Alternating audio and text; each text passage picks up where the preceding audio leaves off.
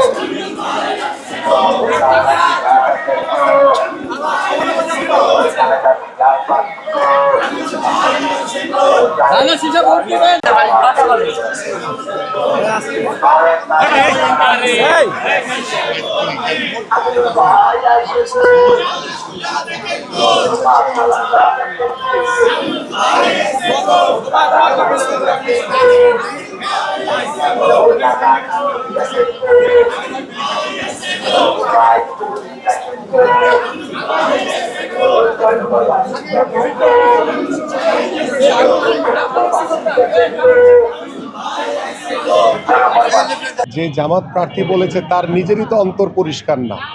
যার অন্তর পরিষ্কার না সে কিভাবে বলে যে জামাত এসে ডাকসুর এটা পরিষ্কার করেছে বা শিবির এটা পরিষ্কার করেছে। আমরা খুব দৃঢ়ভাবে বলতে চাই, ডাকসু আমাদের ঢাকা বিশ্ববিদ্যালয়, আমরা প্রাচ্যের অক্সফোর্ড বলি, বাংলাদেশ খ্যাত। তো সেই জায়গায় এই ধরনের অশালীন কথাবার্তা, নির্বুদ্ধিতার মতো কথাবার্তা, এটা জনগণ পছন্দ করে না।